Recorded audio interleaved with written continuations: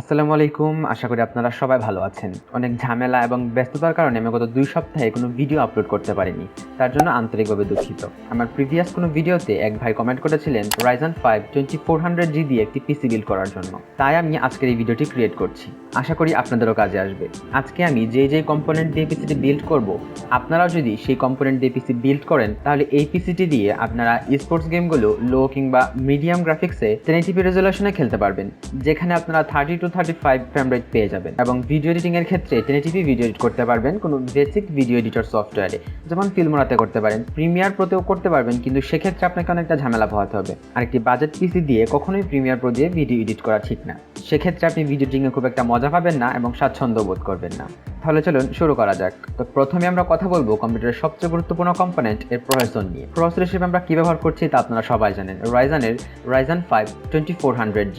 এর স্পেসিফিকেশন মোটামুটি সবারই জানা আছে, তবুও যারা না জানেন তাদের জন্য বলে দিচ্ছি, প্রসেসরটি হচ্ছে একটি 4 কোর 8 থ্রেডের প্রসেসর, যা AMD এর প্রথম জেনারেশনের একটি প্রসেসর, অর্থাৎ এটি 14 ন্যানোমিটারের FinFET টেকনোলজিতে তৈরি। প্রসেসরটির বেস ফ্রিকোয়েন্সি হচ্ছে 3.6 GHz এবং ম্যাক্স টার্বো ফ্রিকোয়েন্সি হচ্ছে 3.9 GHz। প্রসেসরটিতে L2 ক্যাশ রয়েছে 2 MB এবং L3 ক্যাশ রয়েছে 4 MB। প্রসেসরটি বসে ওভারক্লকিং করা যায় এবং প্রসেসরটি মাত্র 65 জিবি দিয়েই চলে যায়। প্রসেসরটিতে র্যাম সাপোর্ট হিসেবে রয়েছে DDR4 ডুয়াল র্যাম, যা 2933 মেগাহার্টজ পর্যন্ত সাপোর্ট করে। যেহেতু এই প্রসেসরটি হচ্ছে একটি APU, তাই এতে ইন্টিগ্রেটেড GPU রয়েছে এবং ইন্টিগ্রেটেড GPU হিসেবে এখানে থাকছে Radeon-এর RX Vega 11 গ্রাফিক্স, যা হচ্ছে 11 কোর কাউন্টের একটি GPU এবং GPU ফ্রিকোয়েন্সি হচ্ছে 1250 মেগাহার্টজ, যা মোটামুটি ভালো মানের একটি GPU। আপনারা এই বাজেটের জন্য ডে টু ডে টাস্ক যে কাজই করুন না কেন খুব ভালোভাবে হ্যান্ডেল করতে পারবে এই GPU-টি। প্রসেসরটির বর্তমান দাম রয়েছে 11,400 টাকা। তো পিসি বিল্ডের জন্য আমাদের পরবর্তী কম্পোনেন্ট হচ্ছে এর মাদারবোর্ড। আপনি খুব ভালো একটি প্রসেসর সিলেক্ট করলেন কিন্তু মাদারবোর্ড ভালো না, সেক্ষেত্রে কিন্তু আপনি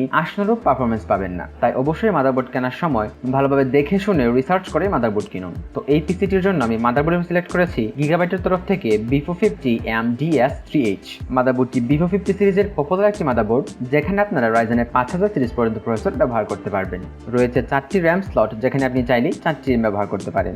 থাকছে M.2 পোর্ট একটি, তাছাড়া মাদারবোর্ডটি কিন্তু 8GB ফিউশন সাপোর্ট রয়েছে। তো সব মিলিয়ে ওভারঅল আমার কাছে এই মাদারবোর্ডটি সবচেয়ে ভালো মনে হয়েছে বাজেট অনুযায়ী। আপনারা যদি এখানে অন্য কোনো মাদারবোর্ড ব্যবহার করতে চান, সেক্ষেত্রে কিন্তু বাজেটটা বেশি পড়ে যাবে এবং অন্য কোনো মাদারবোর্ড ব্যবহার করা ঠিকও হবে না আমার মতে। আমি তো এখনো বাজেটই বলিনি। আজকে আমাদের পিসি বিল্ডের জন্য বাজেট হচ্ছে 35,000 টাকা এবং 35,000 টাকার মধ্যে আমরা পুরো পিসি বিল্ডটি করব। মাদারবোর্ডটির বর্তমান দাম রয়েছে 7,300 টাকা। আমাদের পরবর্তী কম্পোনেন্ট হচ্ছে এর র্যাম। একটি পিসির জন্য র্যাম সবচেয়ে গুরুত্বপূর্ণ কম্পোনেন্টের একটি। ভালো মানের এবং বেস স্টোরেজের র্যাম কিন্তু আপনার ইউজার এক্সপিরিয়েন্সকে বহুগুণে বাড়িয়ে দিতে পারে। তো এখানে আমরা র্যাম হিসেবে সিলেক্ট করেছি পিয়ানোর তরফ থেকে PNY XLR8 8GB 2টি স্টিক। এখানে আবার অনেকে বলতেই পারেন 35,000 টাকা বাজেটের মধ্যে আবার 2টি স্টিক কেন? এখানে 16GB র্যাম সিলেক্ট করার অনেকগুলো কারণ রয়েছে। আমাদের প্রথম কারণটি হচ্ছে আমাদের কিন্তু আলাদা কোনো গ্রাফিক্স কার্ড নেই, যার ফলে আমাদের কোনো VRAM-ও নেই, যার ফলে আমরা যে র্যাম লাগাবো সেখান থেকে কিন্তু VRAM ইউজ করা হবে। সেক্ষেত্রে আপনি যদি 8GB র্যাম লাগান, সেক্ষেত্রে কিন্তু অনেকটা র্যামই VRAM হিসেবে কাজ করবে। ধরা যাক 8GB র্যামের মধ্যে 2GB VRAM হিসেবে কাজ করলে সেখানে আপনার থাকছে কিন্তু মাত্র 6GB র্যাম। সেক্ষেত্রে 6GB র্যাম দিয়ে আপনি কতটা ভালো পারফরমেন্স করতে পারবেন সেটা কিন্তু চিন্তার বিষয়। তাই আমি এখানে সিলেক্ট করেছি 16GB র্যাম। আর এখানে ব্র্যান্ড হিসেবে PNY-কে সিলেক্ট করার পিছনেও কিন্তু কারণ রয়েছে। PNY সিলেক্ট করার অন্যতম কারণ হচ্ছে এর দাম কিন্তু কম।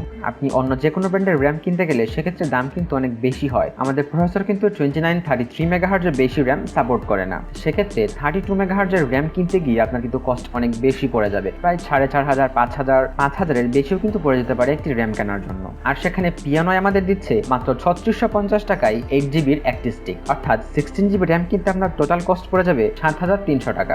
এখানে 3200 মেগাহার্জ র্যাম সিলেক্ট করার কারণ হচ্ছে আপনারা অনেকেই 3200 মেগাহার্জের কম র্যাম কিনতে চান না, তাই এখানে 3200 মেগাহার্জের র্যাম সিলেক্ট করা। আর PNY এর এই র্যামটি ওভারক্লকিং করে 3200 মেগাহার্জ পর্যন্ত অ্যাচিভ করা যায় এবং র্যামটিতে রয়েছে হিট স্পিডার, যার ফলে অনেক উচ্চ চাপেও র্যামটি কিন্তু তুলনামূলকভাবে শীতল থাকতে পারে। আর সাথে লাইফ টাইম ওয়ারেন্টি তো থাকছেই। তো সব মিলিয়ে ওভারঅল আমার কাছে এই র্যামটি খুব ভালো মনে হয়েছে এবং প্রাইস অনুযায়ী আমার কাছে এটি ঠিকঠাক মনে হয়েছে, তাই আমি আপনাদের জন্য এই র্যামটি সিলেক্ট করেছি। তবে আপনারা চাইলে অন্য কোনো র্যামও কিন্তু নিতে পারেন। তো আমাদের পরবর্তী পিসি কম্পোনেন্ট হচ্ছে স্টোরেজ হিসেবে আমরা এখানে সিলেক্ট করেছি একটি SSD যা হচ্ছে WD Green 240GB SSD, এবং SSDটি হচ্ছে M.2 ফর্ম ফ্যাক্টরের, কিন্তু ইন্টারফেস হচ্ছে SATA।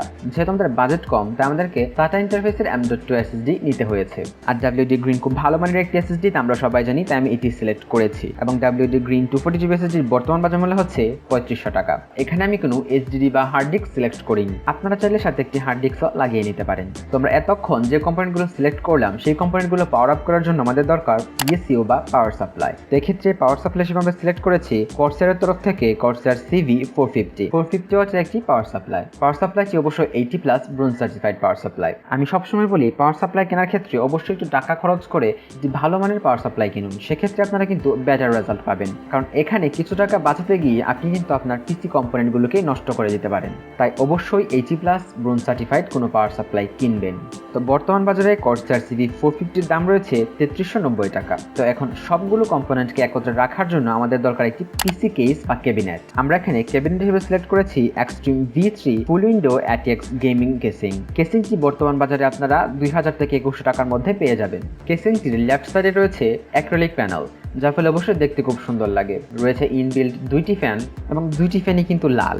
এখানে অনেকের খারাপ লাগতে পারে, তবে আপনারা চাইলে কিন্তু ফ্যানগুলো চেঞ্জ করে নিতে পারেন। কেসিংটির উপরেও কিন্তু উইন্ডো রয়েছে, যেখানে আপনারা 2টি ফ্যান ব্যবহার করতে পারবেন। সামনের দিকেও কিন্তু ফ্যান লাগানোর অপশন রয়েছে, যেখানে 3টি ফ্যান ব্যবহার করা যাবে। তো কেসিংটিতে এয়ার ফ্লোর জন্য খুব ভালোভাবে ব্যবস্থা করা হয়েছে, এবং কেসিং এর ভিতরে আপনি যদি কেবলগুলো খুব ভালোভাবে সাজাতে চান, সেক্ষেত্রেও কিন্তু অনেক স্পেস রয়েছে। তো সব স্পেসিফিকেশন এবং কোয়ালিটি সবকিছু আমার কাছে খুব ভালো লেগেছে এই কেসিংটির, তাই কিন্তু আমি এই কেসিংটি সিলেক্ট করেছি। আপনারা চাইলে অন্য কোনো কেসিংও কিন্তু নিতে পারেন। তো এই ছিল আমাদের মোটামুটি পিসি কম্পোনেন্টগুলো। এই পিসি কম্পোনেন্টগুলো দিয়ে আপনি যদি কম্পিউটার বানাতে চান, সেক্ষেত্রে আপনি খুব ভালো একটি পিসি বানাতে পারেন 25,000 টাকার মধ্যে। তাহলে আমাদের এই পিসিটি বিল্ড করতে টোটাল কস্ট দাঁড়ায় 34,990 টাকা, অর্থাৎ প্রায় 35,000 টাকা। এবং সেখানে স্পোর্টস গেমগুলো 1080p রেজুলেশনে খেলতে পারবেন লো এবং মিডিয়াম গ্রাফিক্সে, যেখানে আপনি 30 to 35 FPS কিন্তু পেয়ে যাবেন, এবং ভিডিও এডিটিংও করতে পারবেন 1080p রেজুলেশনে। তো আশা করি পিসি বিল্ডটা আপনাদের ভালো লেগেছে। খারাপ লাগলে সেটা জানাতে পারেন কমেন্ট বক্সে, শেয়ার করতে পারেন আপনার সোশ্যাল মিডিয়াতে, এবং আমার চ্যানেলে নতুন হয়ে থাকলে অবশ্যই সাবস্ক্রাইব করবেন এবং নোটিফিকেশন বাটনটি অন করতে ভুলবেন না। তো দেখা হচ্ছে পরবর্তী কোনো ভিডিওতে, সেই পর্যন্ত সবাই সুস্থ থাকবেন। দাদা।